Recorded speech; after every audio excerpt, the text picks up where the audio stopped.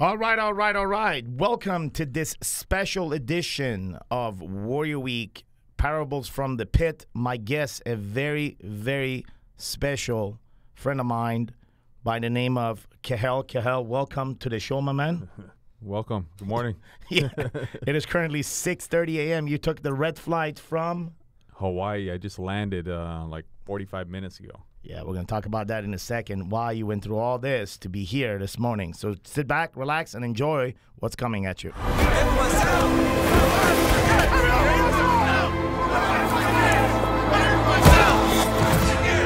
who you are!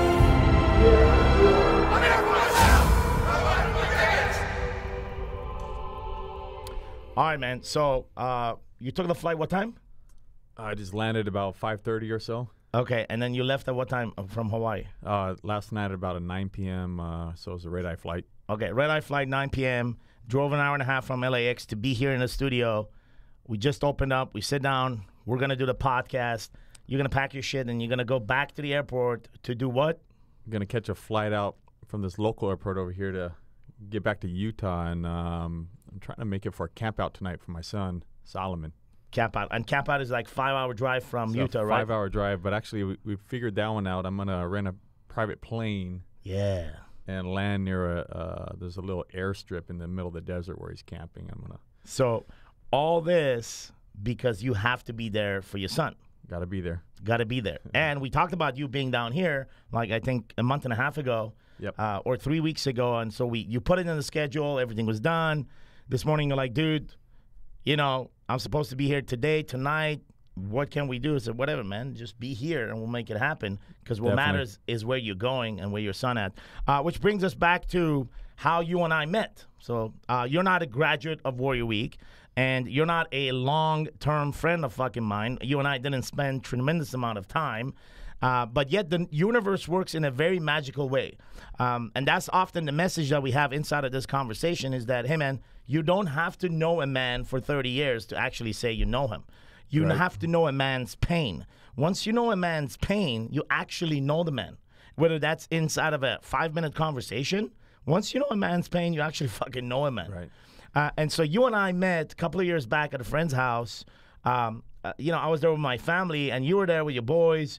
And you were in a wheelchair, man. That's the first time I met you for like well, we spent like an hour and a half, 2 hours that day, right? I think we were barbecuing that day. Yeah. Some good meat, man. Yeah, that's my at my brother's house, man, and good friend of mine. And I met Sam. I met you there, and I was just recovering from a bilateral femur surgery, where they had put rods in my femurs. They had broken my femurs to correct some issues I was having in my left leg from rugby incidences and torn ACLs over a number of years. And which caused one of the legs to be shorter than the other one, as I remember, right? Yeah, shorter than the other. So I was about 1.5 inches shorter on one leg than the other, and that was causing constant I had 3 ACL tears from it. I've had meniscus torn out, and I've had all these different injuries because of that difference in the height, which was then starting to affect my hips and back and everything else. So, what was the risk involved, man? And why did you decide to go for the surgery? Because I remember I asked you this. I'm like, dude, what the fuck? Both your legs out. Like, what's gonna happen?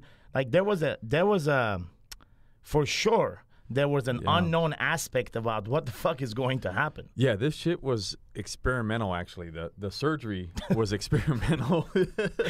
You know, I was the number, I think, 4th person in the United States to try out this surgery.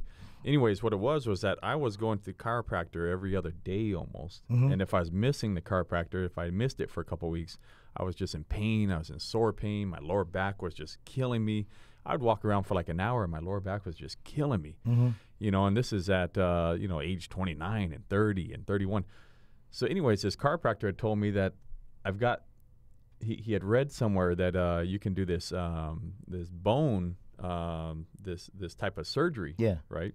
And you can lengthen the other bone to even out your legs. He's on this way, then I'm not having to come in and do chiropractor every other day, which wasn't really helping. What was how was this pain actually showing itself into your life, into your relationship with the boys, and like definitely was fucking affecting your mood. And how was that being projected into your life? The pain that you were carrying through the body. You know, I think for the most part, I was trying to suck it up. I actually got used to walking around, and after just an hour up in the middle of in the morning, my lower back and my hip, when everything would kind of be out of placement. And here's another thing too, which is kind of funny. So I was raised, I'd say about half my younger life in California, right? Yeah. And so I would walk with a little bit of limp in my 20s. Mm-hmm. As this injury had kind of occurred and kind of prolonged. Anyways, people just thought, oh, he's from California, man. Look, he's got that like gangster walk, you know. All right, so you had some shit. Yeah, it's crazy what people always like see. But the fact that this wasn't just causing you pain, was that showing up in your life? Like, was that messing with your mood? Were you impatient? Were you like, was it affecting you as a man? Yeah, I'd say for the most part was I was just sucking in the pain. But then that also meant that I hated to go shopping. I hated to do anything that dealt with standing up any longer than 5 minutes, 10 minutes. That didn't mean that I wasn't working out. I love working out. I love still playing sports. Yeah. But of course, then I couldn't really play sports as good because with the leg and the height differences, I kept getting all these different injuries. Yeah. And so definitely all the way through, I knew that the issues were just going to start stacking up. Right? What was the risk involved when you went to this injury? So when I went in for the surgery, and now I didn't know. Now I was searching on the internet and looking for ways to lengthen my bone, pretty much, right? And I saw all the different surgeries that they were doing, and a lot of them were experimental. But this particular one looked very interesting. So they drilled rods down my femurs. We decided to do both my legs at the same time because there was a chance that if I were to heighten or lengthen my left leg, my femur, there was a chance that it may overgrow and bump out longer than the other one. So then this way, what they did was they drilled down my femurs, put these long-ass rods down my femurs, and they were magnetically controlled by a machine. Yes. So then during the day, I could actually put this machine on my thigh. It would shoot magnetic impulses into my leg and would turn that rod, and the rod would separate the bones where it was broken to lengthen it, right? Wow. This is so we could have this controlled length. Now, they did it on both of them because then that way, when we got to the desired length on my left one, the right one, we could then make the adjustments so that they healed exact height. Beautiful. And I talk about the details of this surgery and the complication of it because to me it always comes back to the image that I saw last time. Last time I saw you was actually 3 weeks ago. And then the time that I saw you before was 3 years ago or 2 years ago, whatever that was. 3 years ago when I saw you on that. And then you and I see each other at ClickFunnels. There was the ClickFunnels with Russell Brunson and Orlando. Yeah, Orlando. You guys had a presentation. We'll get to that about your organization, what you do. And inside of that, we connect. We have a conversation. And then you tell me, dude, check this out. I finished the Ironman in Hawaii. I'm like, what the fuck, man? So talk to me about being on the wheelchair to accomplishing Ironman Hawaii. So when I went through this surgery, and I actually jumped into it really quick. I didn't even think too much about what the recovery is going to be like until after I finished the surgery. The doctor had mentioned to me, hey, by the way, if you do not take your physical therapy serious, we've got a few patients that are still in wheelchairs 2 years later. Shit. And I was going, oh, fuck, man, I'm okay. And so I came up in the hospital with this idea. I'm just going to dedicate the next 3-4 months of my life to physical therapy. Yeah. And so I did a rigorous routine of physical therapy. Most people do like an hour of physical therapy. Yeah. I did 5 to 6 hours of physical therapy every day. Now, aside from that, I still have, I raised my 2 boys as a single father full-time. Yes. So I had to get a nanny full-time to drive us around. I couldn't drive. And so then she would come in the morning and take us to take the boys to school and take me to physical therapy, and then do the shopping and everything that was needed since I was in a wheelchair. And you had to travel between Utah and Hawaii because of the business and the houses and like where you live. And so you got the travels, you got the kids. I got it, yeah. You can't walk. Yep. And deep down inside, you're like, hey, fuck, I'm committed to physiotherapy because I know this is what's going to, I don't want to be sitting on this shit for 2 years. You know, I would say the risks were this. The number one risk was not being able to walk properly. Yeah, yeah. Right? Yeah. So, which is kind of this double whammy, right? Because you're going in there to adjust my legs so that I can walk properly, only to take this high risk of not being able to walk properly again. Fuck. You know? The unknown. Yeah. So great. I painted this picture for the audience because I wanted to get into the small window, right, that your kids, how old were your kids 3 years ago? 3 years ago, they were, I believe it was 8 and 11. Okay. No. Sorry, take that back. No, Yeah. they were 6 and 9. 6 and 9, and both boys. I met them. Yeah. So I want to take you through this window and them witnessing their dad, right? Going through this. Them witnessing their dad going through the surgery, to the recovery, to finishing Ironman. And you did so many things after that, but we're going to take Ironman because that by itself is a huge-ass deal. Yeah. What are your kids told you, man? Just in that window, like what they observed from, like, what is the conversation from the kids to you? What is the feedback? Because their feedback is pure, bro. You know, when I went through there, and I have this video of, at night, I would sit on the couch all day once I got done with physical therapy, right, in the family room, and I'd fall asleep on the couch. And our daily routine was my son, my oldest son, 9 at the time, would come and wake me up, and he would walk with me as I scooted myself with my 2 hands, and I would crawl up the stairs up to the 2nd floor to my bedroom. So I'd crawl all the way to my bedroom. Yeah. Right. Yeah. And as I was going up the stairs, our routine was I had these phrases that I'd do with them. You know, hey, what do you do when you fall? Get back up. What do you do when you fall? Break your leg. Get back up with one leg. You know, that kind of thing, right? Yeah.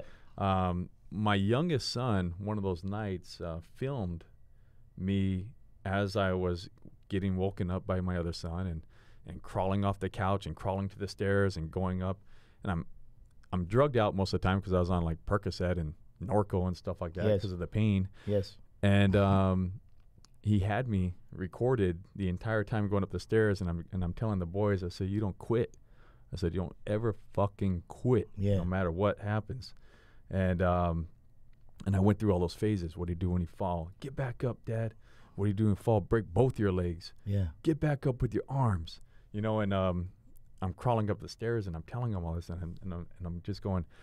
And these are just things that I would always do. And so even halfway out of it, I was asking them what day it was.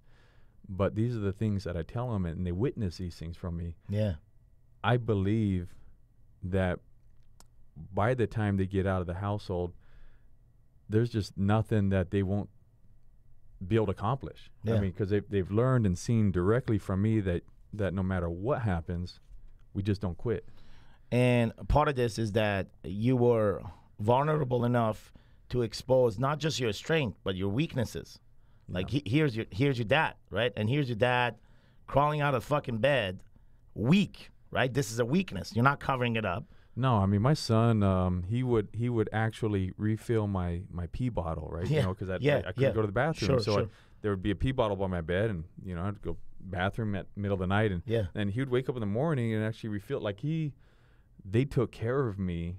I go and get water at 3 a.m, all these kind of things. They were like mini angels to me, at the same time witnessing what you do. Yes. If you fall. And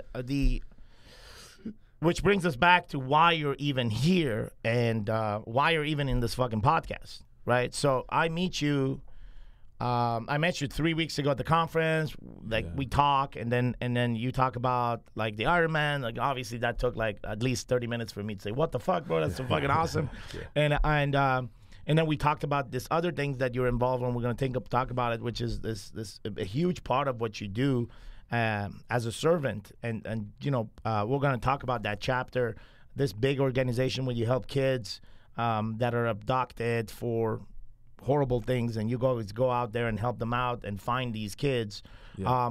So obviously, that 40-minute conversation or so, maybe even less, linked to the 2 hours that I met you. So in total, I spent only 3 hours with you, plus maybe throughout the 3 years of 15 minutes of text exchanges, let's say. Yep. But you're sitting here as one of my brothers, and this is the point that I wanted to make, is that I don't fucking need to know you for 20 years to say I know you. Yeah. I don't need to spend 20 years with you. You don't need to be my neighbor to say I know you.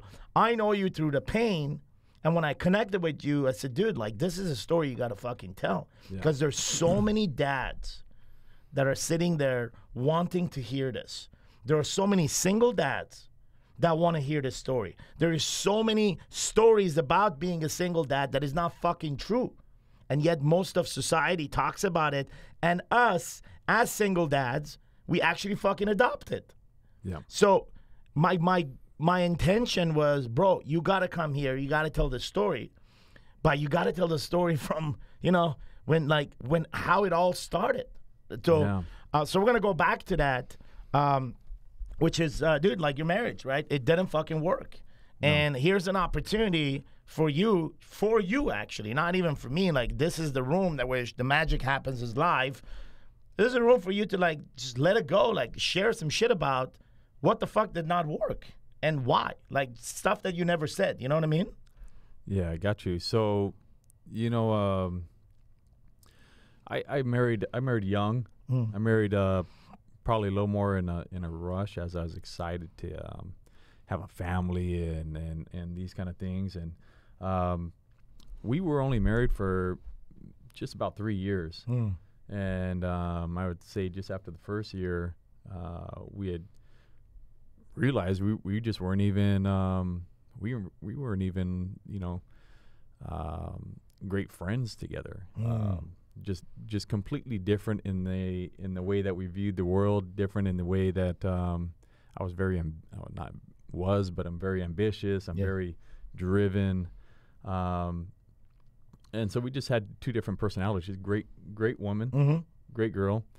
But we just wanted different things. So the marriage was more like roommates after about a year. Yeah. And so that lasted a couple more years, and we had 2 kids. But one night came, and my youngest son had just been born. He was a month and a half old, and we ended up in this conversation of deciding to get divorced. Or actually, he was a month old, and so at a month and a half old, she had moved out, and we started going through divorce and everything like that. And I was there raising 2 boys. I would say that the difficult part really wasn't the marriage per se, but it was all the events financially that was occurring to me at the same time that I had decided to try to raise my kids on my own.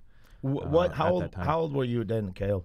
So I was 27 years old. So 27 when all this is happening. Yeah.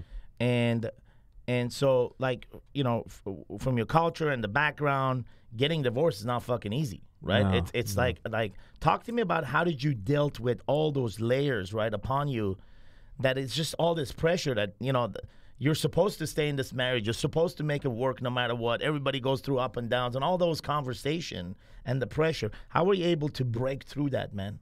So I would say the culture and also my my religion really had me in this area where you just stick it out, right? Yeah. And I wanted to be happy. Like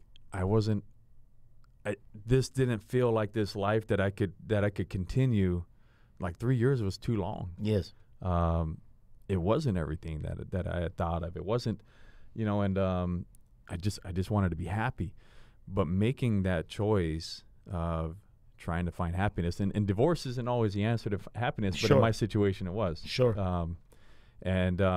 But trying to get there, I felt like, and this is in Hawaii, in Laie, Haula area, which is like this village community, Yeah. you know, and very, very close-knit community.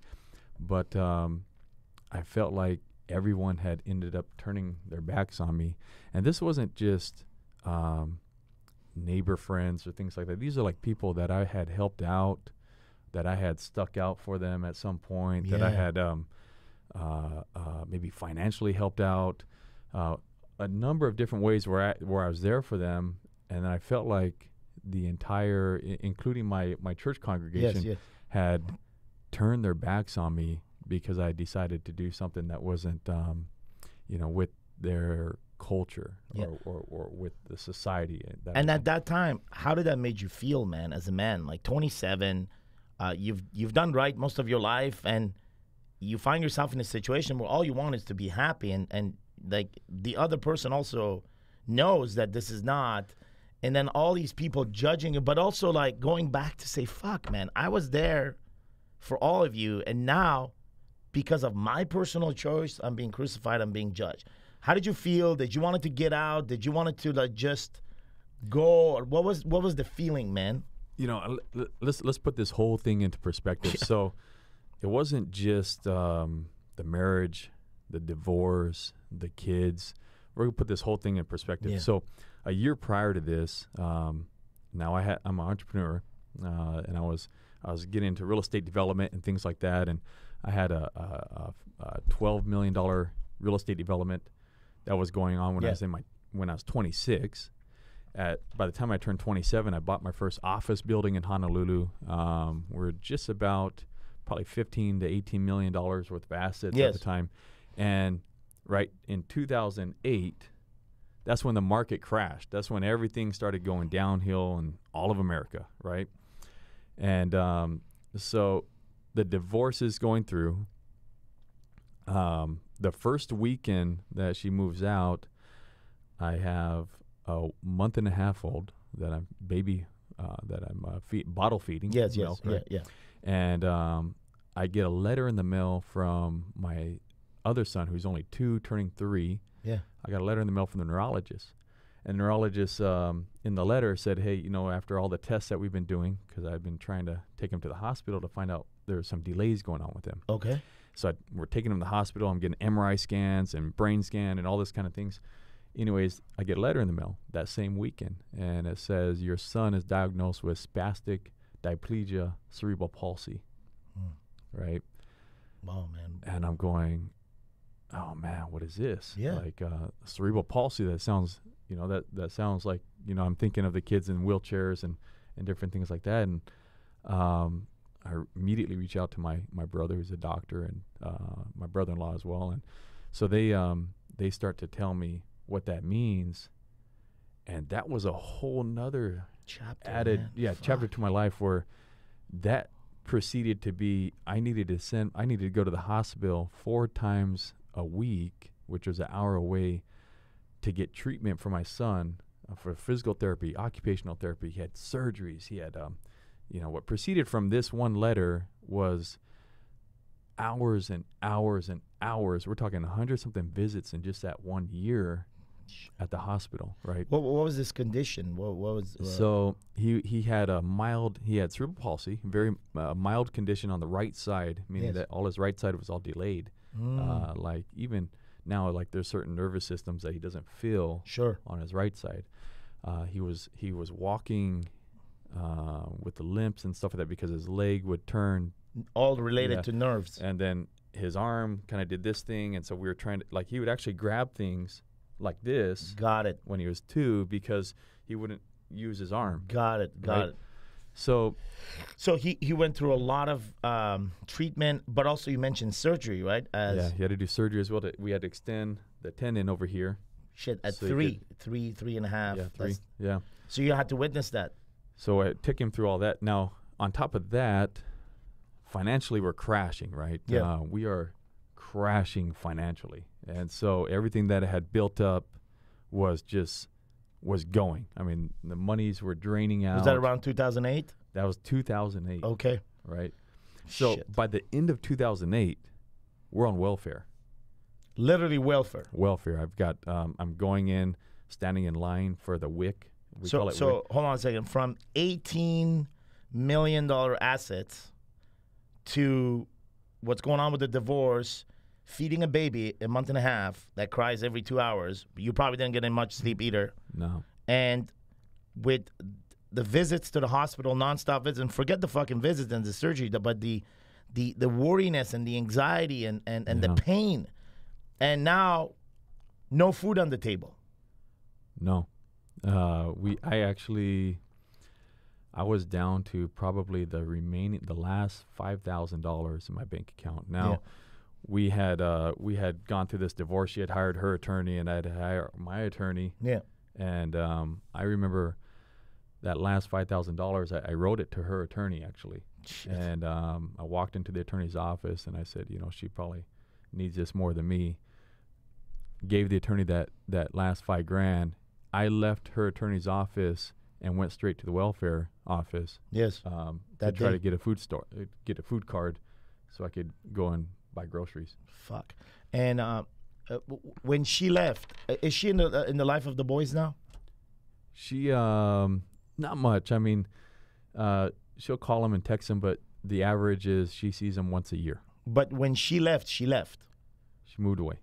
And at that time, like, she wasn't in their lives. Oh, during the time, she was around. She would come and see. We kind of had this, see each other, see the kids maybe twice a week or so. Okay, so she was there during the surgeries and No, she was not there during that time. She never showed up to. Out of 100 visits to the hospital, she showed up to once. So then you're carrying all this burden on yourself. Yeah. Standing in talk to me, man. Bring in your mind's eye. Bring yourself, bro. In that fucking line, welfare line, waiting for your food stamped. Like, just bring yourself there right now, man. And like, how are you feeling, man? Here's what makes it even harder, right? Is that prior to that year, I had won this award for Small Businesses, Big Business Award, Sure. awarded by one of the largest banks in Hawaii. And they were airing this commercial, which delayed the airing because they filmed it, 6 or 7 months earlier, 8 months earlier, and then they started airing it later in that year, right? So I'm standing in welfare line, trying to get WIC stamps, we call it, for milk for myself, for my baby, right? For Similac milk. Shit. I wanted to get the little coupon so I could get bread, milk, and Similac milk from the store. I'm standing in line, and I see the commercial playing with me on it, talking about big business, and here's the CEO, and I'm standing in line at welfare. That's how fast I lost everything, and I was trying to suck it up all the time. I remember seeing the commercial in the corner as they had that TV mounted up there in the corner in the office, and I'm standing in line waiting for my turn, and I'm looking down hoping that no one notices my face on the screen as I'm sitting here trying to get money, trying to get a $20 coupon so I can buy milk. That is, the universe could not deliver that in a more obvious way. Like, here's where you are today, and here's what the fantasy land is talking about. Like, that's fantasy land, and here's where you are, bro. Like, reality is you're waiting for a $20 coupon. I was so ashamed. Like, I remember that moment, and I literally was looking around real quick, hoping no one was looking at the TV, and I kind of was shading my face, right, and trying to look down. Now I'm holding my baby at the same time, so you're holding him, and I'm just hoping no one sees me. Yeah. Like, I didn't want anybody to see it. Like, That's what we call the pit here at Warrior, as I explained to you, and as you know, it's a man's pit, right? Which is this fucking dark period, and the pit never goes away, bro. Like, it's not that this happened and it's gone. It like, the feeling always remains as a reminder, and just like you shared with us in this podcast, and you shared with the audience, you being in line and seeing the commercial, and like, it's like life is really talking to you. And God is talking to you and saying, bro, like, where you at? What are you going to do? So most men, most men, I don't know how they would actually deal with this. I mean, I fuck most men. I'll just put myself in there. If I put myself in your footprint and I'm holding my son in my hand and my other son is going through all this, I have no one. I have nothing. I'm completely broken. I don't know. I'm honestly telling you, man, I don't know what the fuck would I've done. But I've seen it in other mans what they've done, right? I've seen in other mans, this is how homeless people, their pain is too much. So they become homeless, not because they don't love the kids. It's just they don't want to be in that environment. It's just the pain is too fucking much. Some take the fucking gun and blow their mind because the pain is too much. You know, and what did you do, man? The thing is, back then was you had to make a choice. Yeah. Right? I had to make a choice. I saw that my businesses were all crashing. The developments were crashing. I was running out of money. And but then I had my son. And then I had my baby. And they had their needs. Yes. And I couldn't be at two places at the same time. I literally had to make a decision one day of what am I going to do? Am I gonna raise my kids and figure out a way just to feed them and shelter, right? Just go to the basics of human needs. Or am I going to try and uphold my business somehow and work on that somehow and work late at night? I had to make a decision of what I was going to do, and I easily chose. I'm going to raise my kids, and we'll just see what happens. And that road took me to this. Just there was a drop literally every day. Something new happened that I had to face, right? Like another fire came up and another fire came up and another fire came up, and every day I was having to fight something. Me and my boys went through so much stuff in that 1 year that even now, like, man,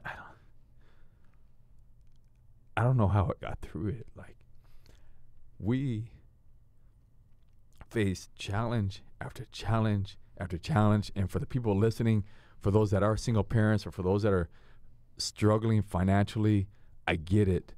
You know, people see me now. We have a $50 million company that I've built out of this in just a few short years, and we're growing up to $75 million. We're doing hedge funds. I'm doing just a number of businesses, and they don't think that I get it. But I get it. I would sit there wondering what I was going to feed my kids, you know? And every day there was a new challenge. We got to the point where my house was in foreclosure. Of course, that's going to happen, right? Yeah. Can't pay the mortgage. Car was in repossession. Yeah. Right? I remember this one time where the car, the guy had shown up to get the keys from me so he could take my car away, and I told him, hey, you know what? Let me grab something from my car. Yeah. And so I'm walking out with him. He's following me. As soon as I get to my car, I jump in my car and I turn on my keys and I ditch through a parking lot. Had to cut over the grass and jump into the street and take off. And it wasn't because I'm trying to steal this car from the bank because I didn't pay my loan. It was because I needed a car to take my son to the hospital. Shit. Yeah. Like every other day. We lived an hour away. I couldn't take the chance of taking the bus or something like that. Yeah. Like I needed a car to take my kids to the hospital. And then I needed a car so I couldn't lose my car. Yeah. You know? And I felt bad for the guy because, you know, he came up to my house later and I had to fight him off. Like, I couldn't lose my car, and it wasn't because I fought being honorable to the debts that I owe versus trying to take care of my kids. Yeah. And so, I mean, that's the path that you've taken when you made a choice. Here at Warrior, we call decision choices because there's a power in the choice, right? When you chose to go through the route of being a father and being there for these kids, the minute you made that choice, like, that's the path that you've taken. And that's like 10 years ago, bro. Exactly. 10 years ago, You went on a path that brought you exactly here, right now, telling the story. And as you said, you paved that motherfucking path. There was no path. No one has taken it before you. No one guided you through that. No one took your fucking hand. In the middle of the dark, in the night, you didn't ask for a hand. You just kept walking and walking and walking and seeing the light, knowing that all that matters is that you are there for your kids, so that when they grow up your age and when they're hearing this podcast or when they're hearing the story of their dad and the book that's coming out soon, Yep. and the book that is coming out soon, that they understand that they were on that path with you, that you didn't build it just for them so they can take it, but they have built it with you through the spirit, through the strength, through the light that came through them. You have forged the path, all three of you. Yeah. And it doesn't matter that there were 1 or 1 month and a half, 2 months, or 3 years. No, they have always been by my side. That is literally, out of everyone in the world, I have been so grateful. My boys have been there by my side.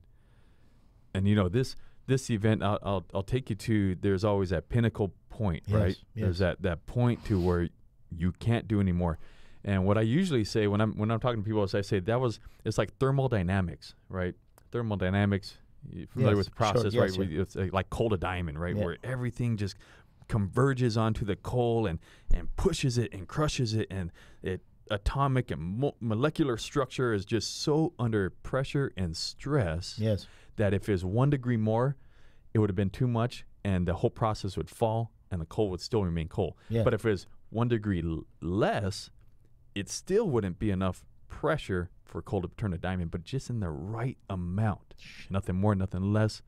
Coal turns to diamond. Mm-hmm. And diamonds never go back to coal.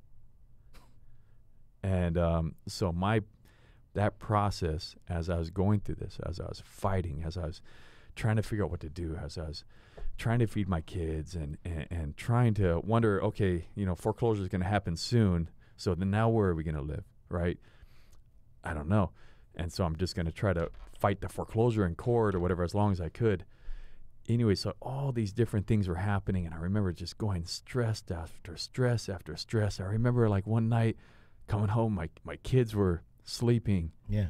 And I just I remember losing it, and I was banging the table and just going, like, I can't keep doing this. Like, I can't keep doing this.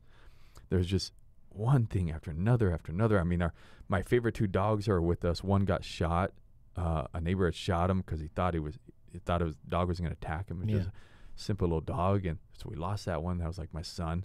And then the other dog gets stolen from our yard. Shit. You know, so like we're talking like Events after events.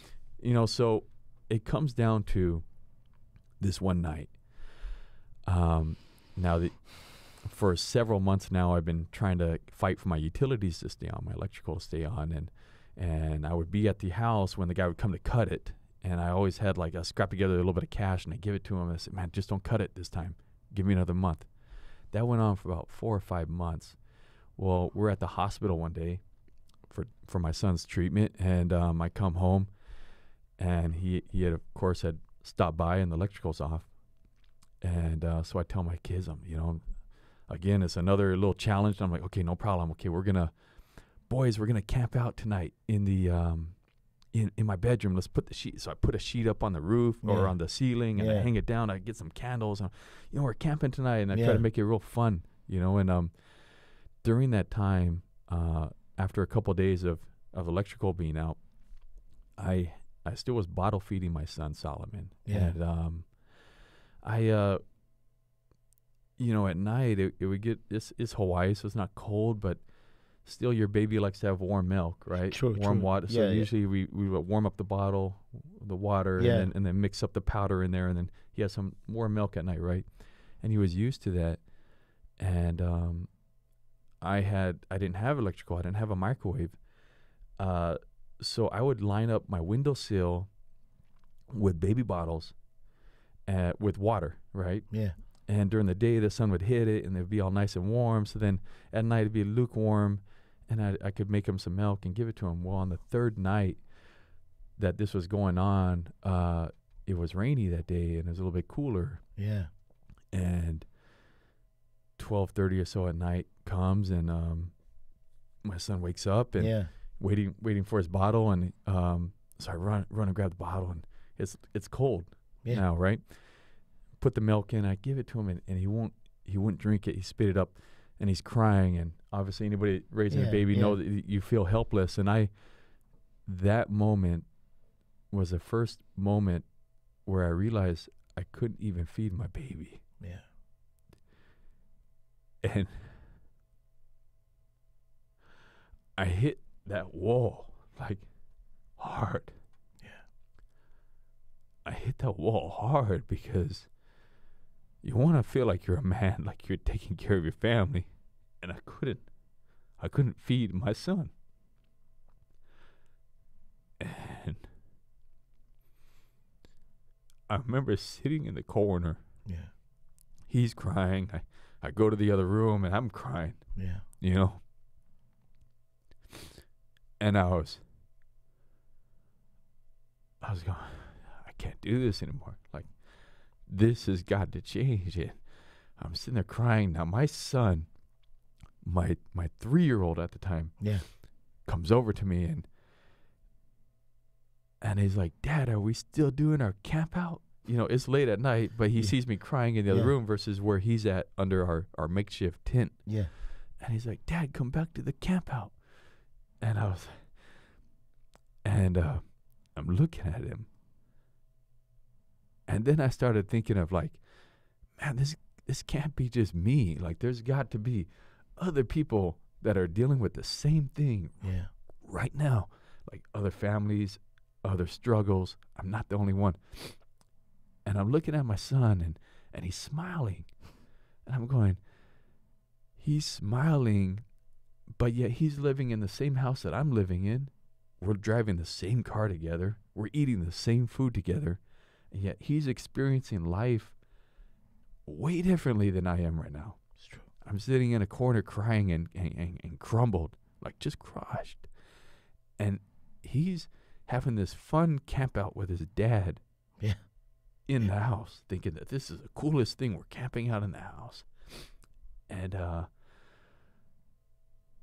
that moment was my thermodynamics. That moment was I need to be a fucking diamond. Like, I'm done. Yeah.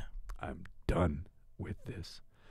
And I took a picture of me, and I still have that picture of me and him. You sent it to me. Yeah. We're going to put it on WarriorWeekNow.com when we put the podcast up. We're going to put that picture up.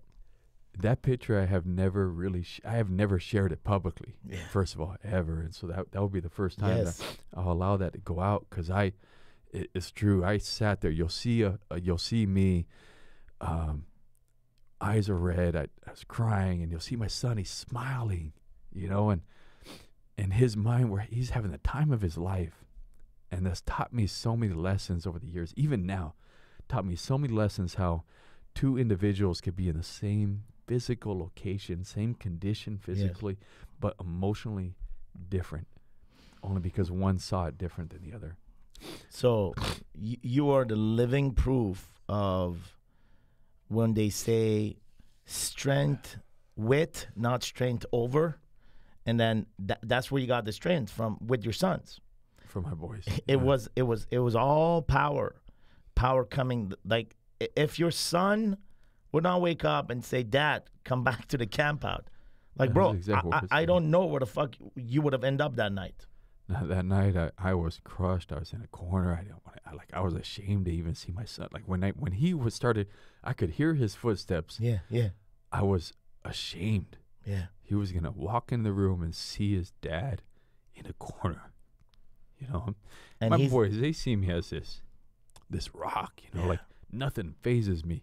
But my son saw me at my weakest point ever, walks in and goes, Dad, come back to the camp out. And then what he did is that he took you and put him on his back, and he walked you back to the camp out. Yeah. That's like coming directly from the above. Yep. And that's a living proof that if you truly look at these pure kids and like as teachers, life can change. That's the moment when you looked at your son as the teacher. The roles were reversed.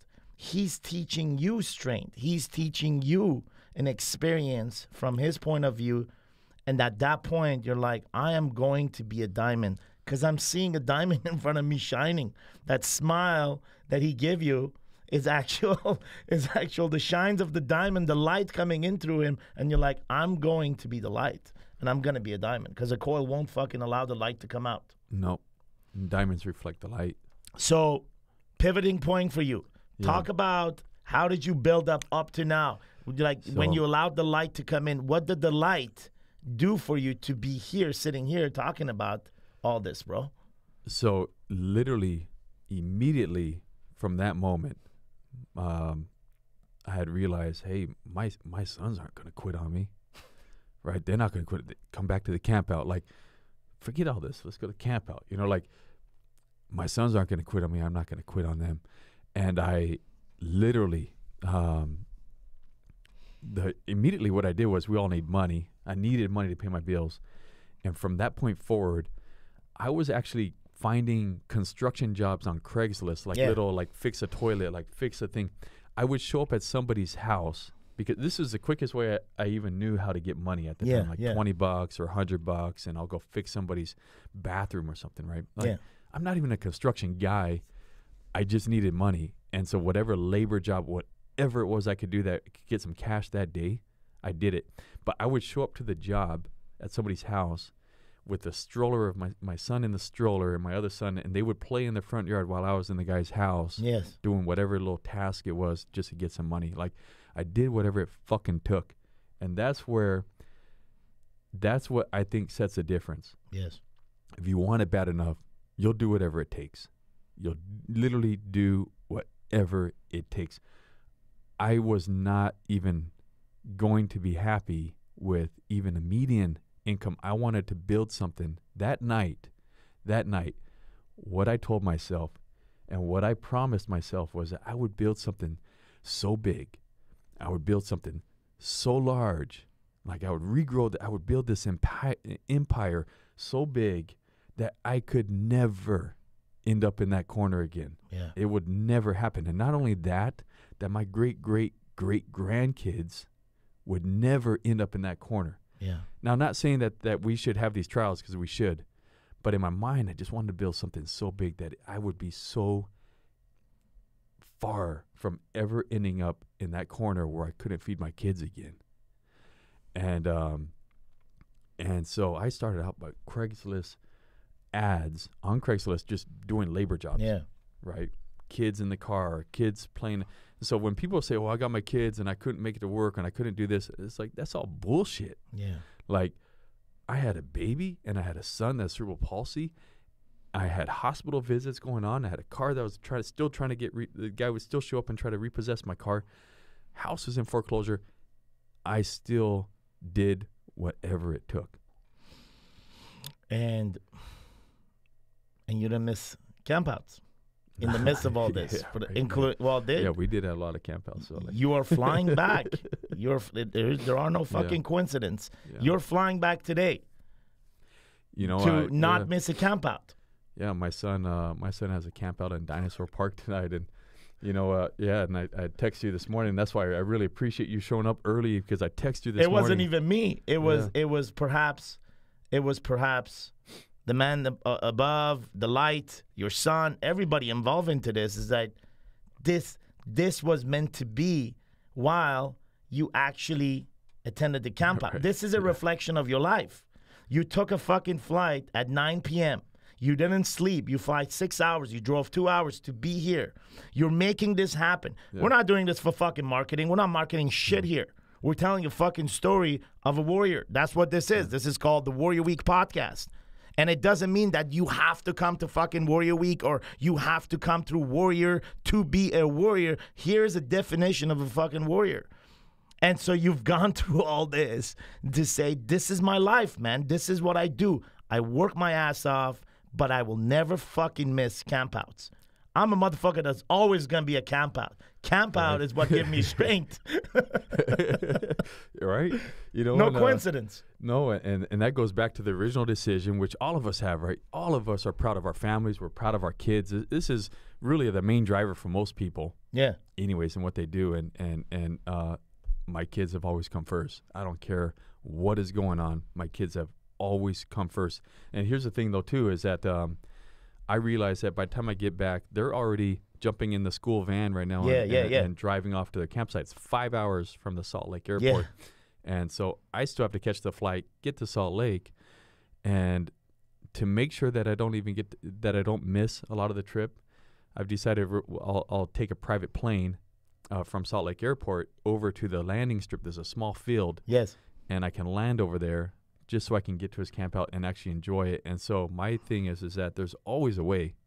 There is always a way to make these things Here's work. a living proof today, which reflects exactly how you operate in the past 10 years in order to be here, in order to build this $75 million empire, right? Yeah. This started from you fixing fucking toilets with both of your son playing outside. Literally fixed toilets. And running away from the guy with the car, like the constant chaos. And then step by step, you got into real estate and it got bigger and it got bigger. And obviously there's been milestones for you. And you are where you are today, right? But that didn't stop you. The goal wasn't for you just to say, hey, I'm going to build a massive amount of business so my kids and my grandkids won't have to go through this. But you wanted to make a point, and that's why you're on the show, is that kids come first, but it doesn't mean that everything else has to be not accomplished. No. Look at you. You made this podcast happen. You are seeing, you're going to the camp out. Yeah. And that's an example of it. Like, I'll take care of my business. I'll take care of what I have to do to produce. But when I say kids come first, they come first. But it doesn't come with the price of not building anything. Because most men would think, well, kids come first, and then, like, I will have to give up some other shit. Yeah, or I'm gonna not do anything today because my kids came first. And yeah, that is not what is being said here. Yeah. And kids come first has a different definition here in this conversation. That means they come first, but shit is happening. Yeah. Because I signed up to be a fucking diamond. Exactly. And a diamond produces, it shines everywhere. It just doesn't shine in one area. And so the whole conversation of you know, building this massive empire today, creating wealth for your family, creating wealth for others, this was not enough. You, at one point, felt the calling to serve. I mean, you've always felt it, but it was time for you to make a decision, and you said, like, people talk about service. I'm going to experience service. And there's many ways that you provide service. You could be a nurse and you provide services. It doesn't have to always be a heroic journey. But you found a path that meant a lot to you, and you've dedicated your money, your time, your life, and as well as your physical risk of losing your life into this cause. And that's what you shared to me at the conference. Yeah. That's something that Warrior supports and wants to continue to support. That's one of the reasons also you are here, to share this with our audience, and we can take this as a base ground of growing this conversation and supporting this. So share with us, what are you part of? What are you doing today, brother? And how is that serving you? Because if it doesn't serve you, you wouldn't be fucking doing it. No. So I'll just say, so I'm a special operative for Operation Underground Railroad. Now, what we do is we rescue kids from sex slavery, from child trafficking, right? We rescue kids from sex slavery all over the world. So I'll give you a quick snippet of what that looks like. A week and a half ago, actually a little less than a week and a half ago, 10 days ago, actually, I returned home from Haiti. I flew into Haiti on a 48-hour op. Our mission was to take down a guy that had been trafficking kids all the way down to the age of 2 years old. This kid, or this guy, has been taking kids and putting them and selling them into labor camps. For those of you guys that aren't even familiar, there are more slaves now in the world than there ever was. So when people say, you know, I would never I would never be a part of slavery. I'd never do that. When we talk about our history, Yes. American history, there are more slaves nowadays in this world than there was back then. Easy, maybe twice as much. People are being sold into labor camps. People are being sold into slavery. And kids are also now being, not now, but they have been stolen for organ harvesting. And we've had an operation recently in Syria where we're uncovering stuff. We're taking out orphanages that are fake orphanages that are actually child trafficking orphanages. Fuck. And so I was in Haiti 10 days ago on a special op of this guy who lives on an island off the coast with security, right? And the only way is by boat to get over to him. And we couldn't sneak over to his place, so we lured him onto the main island and ambushed him on the side of the road, basically, and got him, took him into jail. Me and a partner of mine who's a former Navy SEAL. There's only probably 10 of us that do these these operatives, but we do it all over the world. And our main objective is to rescue kids and take out the traffickers. And so the risk of you dying is right out there. It is. To be very truthful on this podcast versus a lot of the people I know, I downplay it because I don't want people to get nervous or worried about me. I know that this is something that I was to do. I was sitting in a conference about 3 years ago as well, actually, and listening to Elizabeth Smart speak about her experience. Elizabeth Smart was an American girl in Utah that was kidnapped from her house, and she was like a sex slave for a number of years, for a period of time, kept in like this basement and in this guy's home, right? And then she was miraculously rescued, and now she's been doing these motivational talks and stuff. Well, I went there to listen to her talk. A friend of mine had invited me there, so I went. Tim Ballard, who is the founder of Operation Underground Railroad, OUR, also spoke right after her. And he gets up and speaks and starts talking about how they're doing these operations and rescuing kids all over the world. I mean, we do undercover operations in Mexico, Thailand, Brazil, Colombia, Puerto Vallarta, all over the world, right? Even here in the U.S., believe it or not, we go in and do operations because of our failed system sometimes where we've got federal versus local government and there's jurisdiction issues. Yes, correct. So I hear Tim talk, and that feeling that you get, right? When you get that feeling every now and then, a few times in your life where you get that feeling that this is something you need to be a part of. And at the time, I knew I needed to be part of it, but I knew it wasn't the right time. And then all of a sudden, a couple of years later, boom, it just fell in my lap. And the pieces and the puzzle pieces all just came together. And there's a friend of mine that linked me in with Tim and linked me with the Attorney General.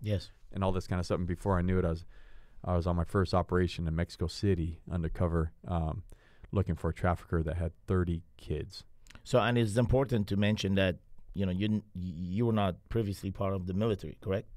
Not part of the military. No, I do have a lot of combat training, weapons training, martial arts background. So this is not like they just plugged me in without having some type of experience. Some background, yes. Yeah. And so, and if the audience is listening to this and they feel the cause just like you felt the cause sitting at the conference, and if they feel that this is what they want to do and they feel that they're qualified, right? Is there a way for them to contact anyone or say, hey, man, I would like to eventually be part of this, whatever the selection process is. Is that possible right now? Somewhat is pretty much we're a closed group in as far as the operations go. Got it. Because it's very dangerous. But there are a lot of ways to help, and even on the aftercare side, because I come in, we do the rescues, we do the undercover to find the kids. On the streets. And I've seen the videos, the picture. It's war zone, bro. Like this is not knocking at the door and saying, hey, here's a paper. Like this is This is civil war. That's what it is. It's literally civil war because you go in and you don't know if you're going to get a bullet back in your head because somebody else from another window is going to fucking just pop you out. The thing is that sex trafficking, child trafficking, Yes. makes more money than drugs. The cartels, it's a $32 billion industry. These aren't just people that are just lackadaisically stealing kids and, okay, I'm gonna prostitute them. These are guys backed by the cartels that are funding them because this is an entire business operation, and they make more money than drugs. Yeah, this has nothing to do with child molesters. This is a business. No. This is like, hey, man, like at one point they're checked out. They don't give a fuck. It's just a business, the numbers game. It's an Excel sheet. Yeah. That's all it is.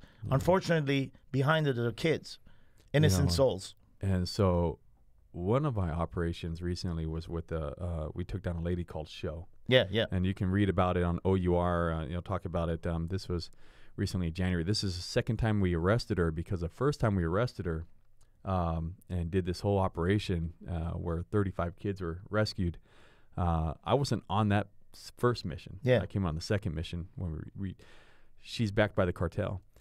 After being arrested with 8 other traffickers, and it took 5 judges to arraign them and sentence them because of different areas that they're from. Yes. All 5 judges were paid off by the cartel. All 9 traffickers were let go out of prison. It's that bad. And that the judges were being paid off to let these guys out. And obviously, this is an international operation, right? This was a operation in Haiti. Yeah, but it goes everywhere. Like you guys, there are no limits. Like No. whenever the work is, you go, you show up. So you mentioned also to me, I think it was this morning or yesterday, like that you fund these trips. So like there's money coming out of your own pocket for arrangements of a lot of this stuff because, dude, like this, like you got to travel, you got to eat, you got to have the weapons, you got to pay people. And there's so many organization layers that you have to go through in foreign countries, who you're going to collaborate with, who has to know that you're actually doing this so you're not seen as some threat. And so there is a tremendous amount of complexity behind the operation. It's not just you showing up, but the logistics, the finances, the diplomats behind it. And there is, and I've just felt like it's not enough for me just to even be there, but I just feel like whatever's needed, I'm going to do it. And I think it goes back to one of my missions that I went to, one of my very first missions. We go into this room, and we're undercover right now, right? We're looking for kids, and we're interested in kids, and we're trying to get in with these cartel groups or these trafficker groups, and they're starting to show pictures, right, of the kids, and you've got to go along with it, even as gross as it is and as horrible as it is. We're there to rescue kids, and we get taken to a room, and they're saying, pick one, and that kind of thing, and of course, we're not there to actually do anything with the kids. We're just trying to find the location. Yeah. So we just go there to say, well, no, we just want to visit. And we want to just make sure you have kids because we're going to, later on, we'll pay you a bunch of money and we'll do a party or whatever it is. Anyways, I go into this room and I see the kids. I see a few girls and younger girls. And it was like one of them looked at me like, help me. Yeah. And it took everything in my control to not want to, or to want to just grab her and run. Blow up the cover, yeah. Yeah, and run. Yeah. Now, we're undercover because we're trying to rescue all the kids in the location, right? Not just one. And I couldn't just go and grab her and run. Yeah. And you start to think, for those that have daughters and sons and kids, and plus, I mean, this is something that happens to Tim all the time. I think with most operatives, you look at these kids and you start to think of them as your own kids. Yes. They're all similar ages. I have 9-year-old or 8-year-old, that kind of thing. And yes. so, and you start to look at them and it's like, well, that could be mine. Yeah. And I I remember coming home on that flight, that particular flight, coming home, and I lost it. You know, I was flying home, and I just started crying. Yeah. And just unbelievable. The things that they're made to do, the conditions that they're living in, you know, show that we had just arrested. She had a door, a steel door. You go into the steel door, you open it up, and there's rooms down the hallway. Yeah. Both sides, right? And in every single room, there's a girl. Yeah. And they're behind a steel door as well. And then at the end, there's an empty bedroom kind of thing for whatever they do, right? Like, that's the conditions that these people treat them worse than dogs, I think. Like, kids, 10-year-olds, 12-year-olds, 14-year-old girls. And, you know, I was already 100% in when I started doing these missions, 100% in. This is something I've always wanted. Like, Yes. when I heard about it, I knew that this was something I needed to do. But, yeah, the funding, everything else, when that moment happened, it's just that right there is like, how many more of those girls are out there waiting for someone to help them? So there is a risk of you physically dying. There's like high risk of you physically not coming back, and there's a financial involvement that you put behind it. There is time, effort, energy. There is, you know, there is satisfaction when you ask your rescue kids, but there is fucking pain, man. Like, there is pain that is unspoken. There is pain that is seen inside of a child's eyes that only you have felt. Like, I can sit here and talk about it, but only you and 9 or 8 other guys, or maybe some few more guys, 10, 20, 100 guys that are involved, or more than that, in this kind of thing. But you can see the pain, and not being able to do anything at that time. I can't even imagine how that breaks you apart. Physically breaks, like, it crushes your soul. Yeah. But then it brings you back connected to the mission. Like, it's not, you're not living, it's not by coincidence that you're doing this, brother, because, and again, this is not a fucking opinion. This is the truth, because this is what I feel. I often say what I feel is the fucking truth. It's not what I think or what I must say. It's what I feel right now, what I feel, that why you're here. Like, what's happening right now and what you're doing right now, it's a reflection of exactly who you've built yourself to be qualified to do that. The past decade of your life, you have built the man that is doing the service today. Yeah. So if you go back to the pivoting moment of your son saying, come back to the camp out, that was the light that was put inside of you. And from there, you built the man today that is bringing light to that little girl's eyes. Even if you looked at, she might have actually said, help me. And she might have seen the light inside of dude that I am coming back. And that by itself reassured her and healed her. So this is past decade of your life, build the man that you are and what you're doing. So, like, you're on a mission. The end. Yeah. You're on a divine mission. The end. And this is a mission that no fucking church, no Sunday organization, no preacher, no motherfucking group study and none of that shit. No mosque, no fucking synagogue, nothing could actually put you on this mission. No. This is a divine mission, and there are no fucking coincidences. Yeah. That's how I feel. No, that's exactly true. I mean, like, even the way everything fell into place on OUR and coming into OUR, it wasn't like everything just fell in place at the right time. Yes.